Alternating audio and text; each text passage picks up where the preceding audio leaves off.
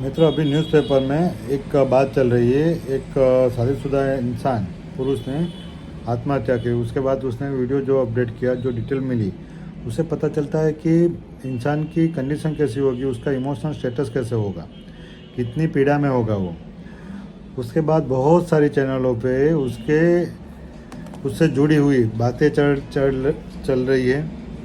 लोग बता रहे हैं कि ऐसा करने से ये हो रहा है, ये हुआ, मगर इसके पीछे का रीज़न क्या है वो किसी को पता नहीं चल रहा है। हम वो इंसान की तकलीफ़ के बारे में सोच रहे हैं, वो बात बहुत सही है, मगर वो समझ क्यों नहीं पाया, वो उसको मैनेज क्यों नहीं कर पाया, और दिक्कत क्या थी, उसमें थी या किसी और में।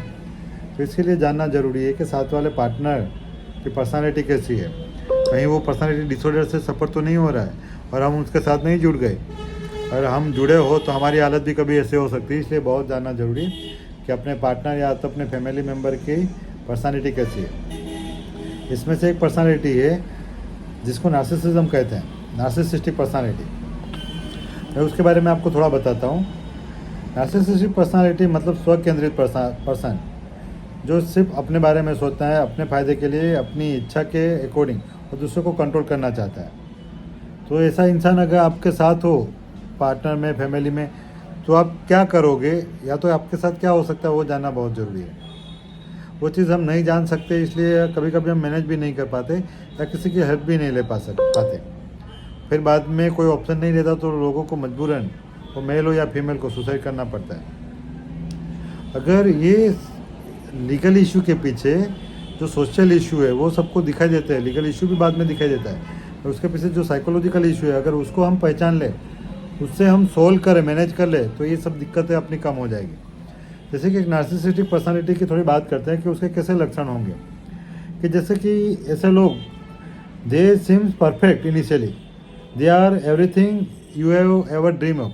आप जैसा सोचते हो कि मुझे कोई अच्छा इंसान, अच्छा लड़का या अच्छी लड़की मिलनी चाहिए, लुक में ऐसी अच्छी होनी चाहिए, पर्सनालिटी ऐसी होनी चाहिए, ये होना चाहिए, वैसा होना चाहिए, एकदम मस्त पर्सनालिटी, दबंग की तरह होना चाहिए, या तो बहुत अच्छी लड़की दिखनी चाहिए लुक में और बात करने में, जेम्स बॉन्ड की तरह जो अपने बोलते वैसे।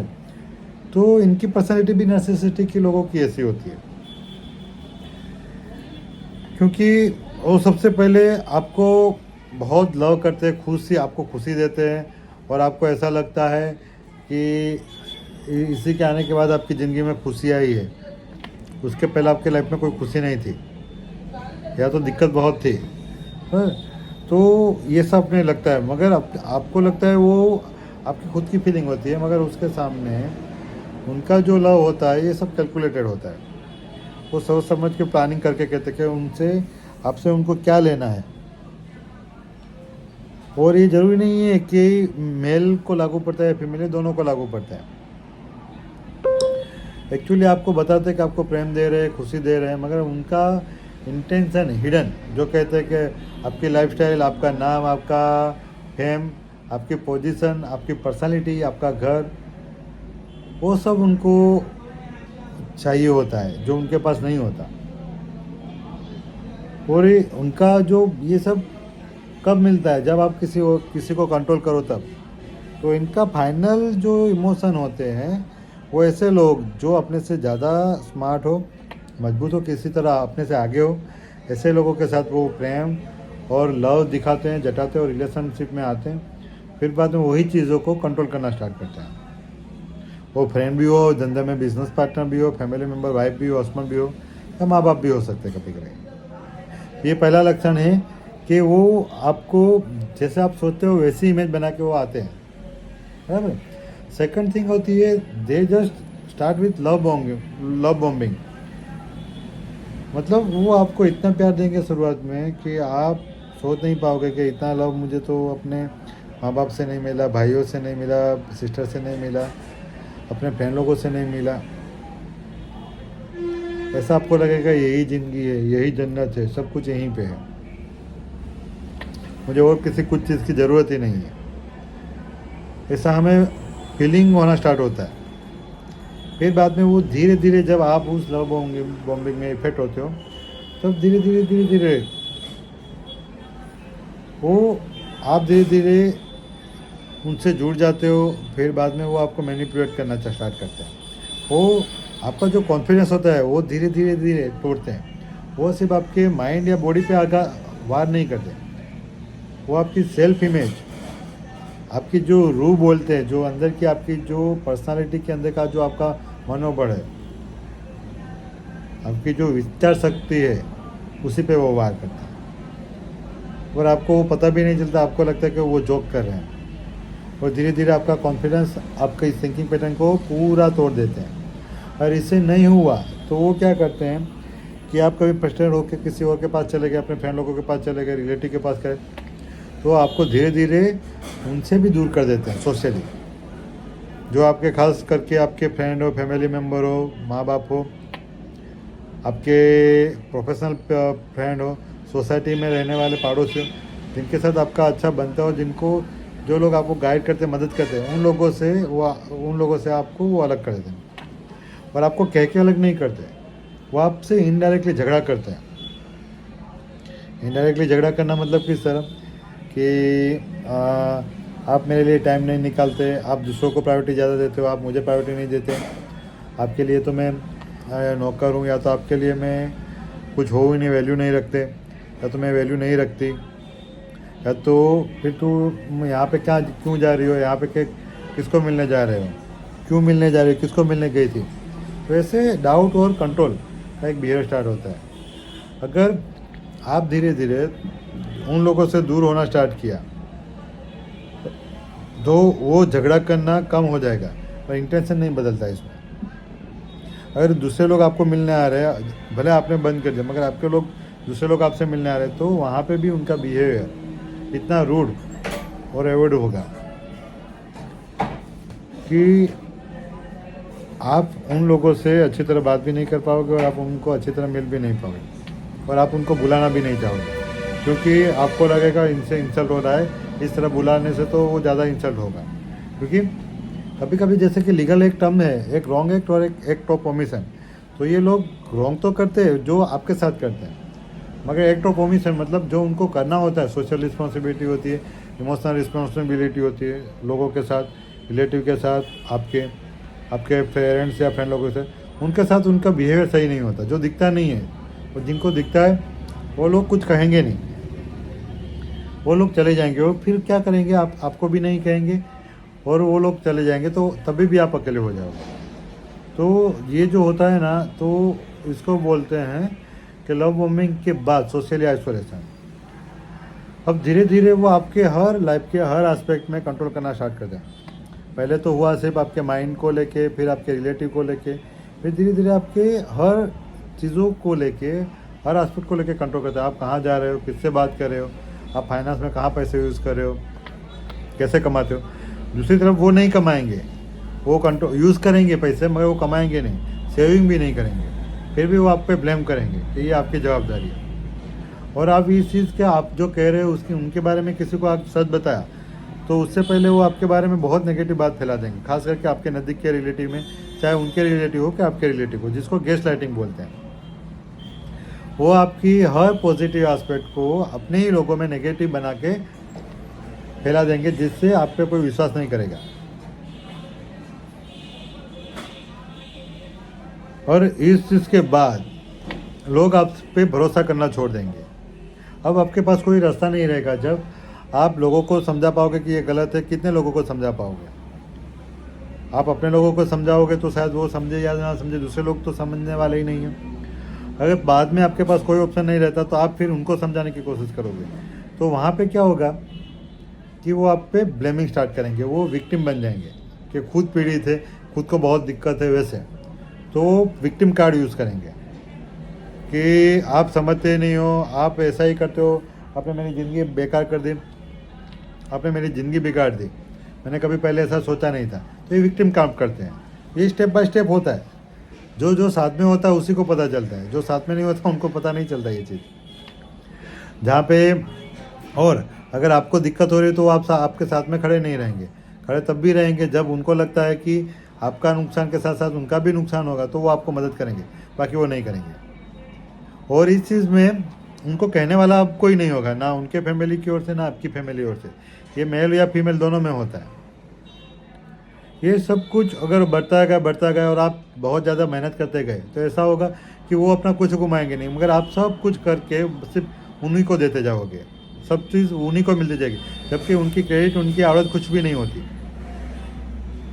उनकी स्किल होने के बावजूद भी उनका मिसयूज़ करते हैं और वो ऐसे इंसान को पकड़ते हैं जो सब कुछ, जिनसे उनको सब कुछ फुलफिल हो, पैसा, नाम, शोहरत, पावर, उनके पास कुछ नहीं होता, वो भी जानते होते हैं।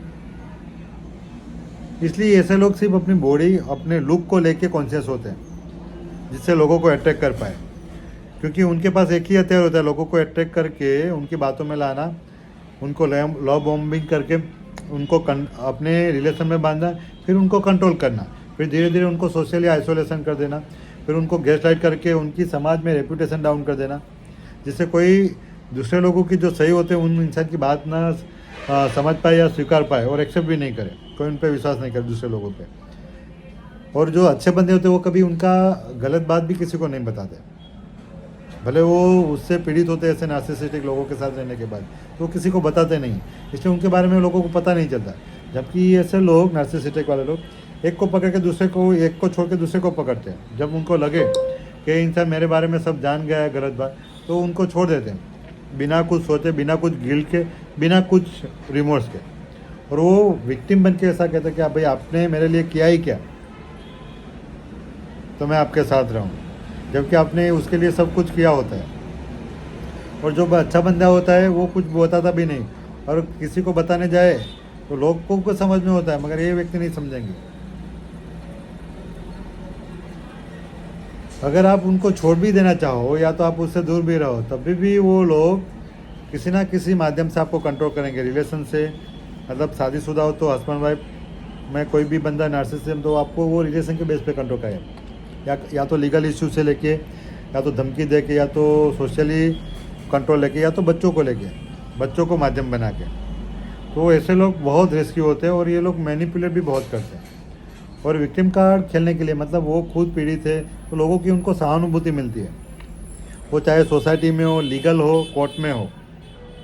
क्योंकि लीगल भाषा में भी ये कहीं पे भी वो प्रूव नहीं किया गया होगा कि पर्सनालिटी डिसऑर्डर के कारण ऐसे भी तकलीफें होती है जिसमें इस तरह प्रूव हो सकता है। इसका कोई क्राइटेरिया भी नहीं बना। मानसिक बीमारियों में बना है, पागलपन की बीमारी में बना है, मगर ये पर्सनालिटी डिसऑर्डर या ट्रेट के बारे में कहीं पे भी बना नहीं हुआ है रूल्स, कि जिससे हम पता चल कर पाए कि ये बंदा पर्सनालिटी डिसऑर्डर से सफ़र हो रहा है, या तो रिलेशनशिप में ऐसे कोई घटना बन रही है तो साथ वाले पार्टनर की भी पर्सनालिटी डिसऑर्डर यूज़ करवाए, जो विक्टिम दिख रहा है वो, और जो डाउटफुल है कि एक्यूज है उसका भी ये जांच करवानी चाहिए। कभी कभी जांच करने के बाद पता चलता है कि जो विक्टिम कार्ड यूज़ कर रहा है या तो विक्टिम पर्सन बन रहा है, जो वही कभी कभी एक्यूज होता है, वही साथी और कातिल होता है, वही ये सब के पीछे जवाबदार होता है। और इस चीज़ में आप कभी बाहर निकलना चाहो तो आप निकल नहीं पाओगे और आपको जाने नहीं देंगे। आप उनको जितना भी इम्प्रूव करने की कोशिश करोगे, सिखाने के लिए कहोगे कि भाई ये दिक्कत है और ये है बराबर, तो वो एक्सेप्ट नहीं करेंगे वो चीज़, क्योंकि उनको लगता है कि आप जैसे जैसे उनको बता रहे हो तो आप उनके कंट्रोल में नहीं हो, प्लस आप उनकी खामी दिखा रहे हो। तो वो क्या होता है कि आपको उससे ज़्यादा दिक्कत देंगे और आपको परेशानी देंगे, या तो फिर वो ऑल्टरनेट रास्ता ढूंढना स्टार्ट करेंगे। आपसे कंट्रोल नहीं कर पाए तो वो दूर हो जाएंगे और किसी और को ढूंढेंगे जो आपसे भी मजबूत हो, जो आप ही के साथ जुड़ा हुआ हो। तो आप ध्यान रखिए, समाज में, सोसाइटी में, ये जो न्यूज़पेपर और मीडिया में जो अभी बहुत चीज़ें आ रही है कि किसी ने ये सुसाइड किया, किसी ने ये किया है, तो उसके पीछे के रीज़न ये है। और इस चीज़ का अगर सही तरह से लीगली और साइकोलॉजिकली अगर एवेल्यूएशन किया जाए तो पॉसिबल है समाज में बहुत चीज़ें बदलाव आ सकते हैं। बहुत ऐसे फैमिली जिनकी ज़िंदगी बिगड़ रही है ऐसे कारणों से, तो उसकी कुछ सही तरह से हो। और मेरी गवर्नमेंट से भी ये रिक्वेस्ट रही है, मैंने एक PIL भी की हुई इसके बारे में कि PIL करने के लिए एक एप्लीकेशन एक मैंने भेजा है मेल हाई कोर्ट में, गुजरात हाई कोर्ट में, कि इस चीज़ का कोई स्पेसिफिक पॉलिसी बनाई जाए और आइडेंटिफाई की जाए, जिससे कोई फैमिली, या तो फैमिली में बच्चे या तो कोई कपल की लाइफ ना बिगड़े और फैमिली की लाइफ ना बिगड़े। दूसरा कि समाज में बहुत सारे क्राइम होते हैं, इसी के कारण होता है। ऐसी फैमिली या ऐसे लोगों के साथ अपने जो फैमिली वाले जो इनोसेंट बच्चे होते हैं, जो कभी कभी इस चीज़ से परेशान होकर क्राइम में चले जाते हैं या तो एडिक्शन में चले जाते हैं, जो दिखता है सब लोगों को, मगर उसके पीछे का रीज़न किसी को नहीं दिखता। उसके पीछे का रीज़न ऐसी पर्सनालिटी वाले लोग या तो ऐसे स्वभाव वाले लोग या तो ऐसा माहौल घर का होता है। अगर हम इस चीज़ को काउंसलिंग से इम्प्रूव कर पाए या तो जल्दी अवेयर कर पाए, जिसमें सबसे बड़ा रोल माँ बाप का होता है, अगर हम वो कर पाए तो पॉसिबल है समाज में बहुत चीज़ें अच्छी हो सकती है, बहुत लोगों की लाइफ बच सकती है, और कोई भी बंदा या तो कोई भी लड़की या लड़के की लाइफ बिखरे नहीं। इसके लिए ध्यान रखना बहुत ज़रूरी है। धन्यवाद।